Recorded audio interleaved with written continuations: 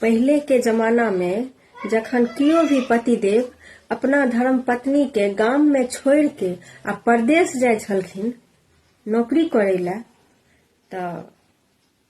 वो अपना धर्म पत्नी से पता है की कहे छलखिन, हम तो जाय छी कमाए ला विदेश,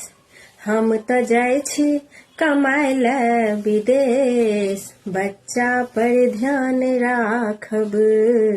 बच्चा पर ध्यान राखब, हम तो जाय छी कमाए ला विदेश, बच्चा पर ध्यान राखब, बच्चा पर ध्यान राखब। और हुनका हाथ में बैग रहे छन, एकटा में मतलब अटैची और पीठ पर में बैग टांगल, और वो एक कदम बढ़े छथिन। जखने वो एक कदम बढ़े छथिन कि हुनका अपन माय आ बाबू नजर आबै छथिन, फिर वो एक बेर पलट जाय छथिन अपना धर्म पत्नी के तरफ, और हुनका से फिर एकटा चीज रिक्वेस्ट करे छथिन जे माय बाबू के सेवा करब, माय बाबू के सेवा करब,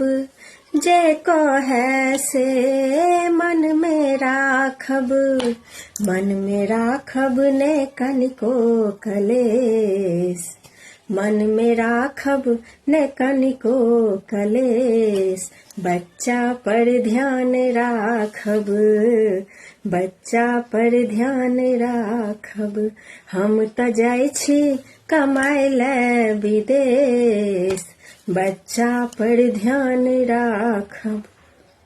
पता है ओ सीन जे होय छले पहिलुका, जे जहन ओ बैग उठबै छले और जाय छले, ने फोन के जमाना रहे, मतलब चिट्ठी के एकटा आस रहे छले कि जखन ओ आदमी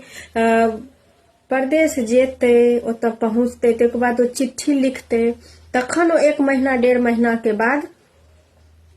गाम एते, और ओइ में ओ चिट्ठी एला के बादो कते डाक बाबू सब छलखिन कि 10-10 दिन तक ओ रखने ही रह जाय छलखिन है, 5 दिन 2 दिन 4 दिन तुरंत के तुरंत ओ दै नहीं छलखिन है, बुझ गेलिए। आ इम्हर जे जिनकर मतलब परिवार के वो लोग रहे छलखिन है, ओ चिट्ठी ला एते व्याकुल रहे छलखिन है, पता है कौआ कुचरे त कहे कि जे आइ भर सब कोनो मतलब खुशखबरी आयत, बुझ गेलिए। लोग कौआ के रोटी दै छले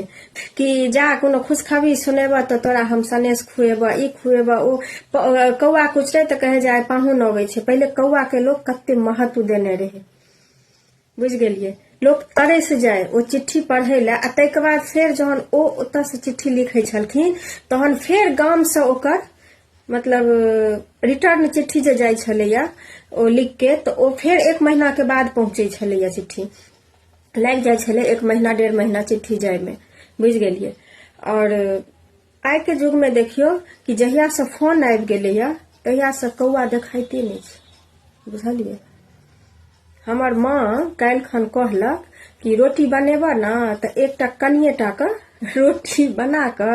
आ छत पर के राख दिहक। हम कहलिए किया, आ त पहले ना लोग कौआ के दै छलैया खाय ला,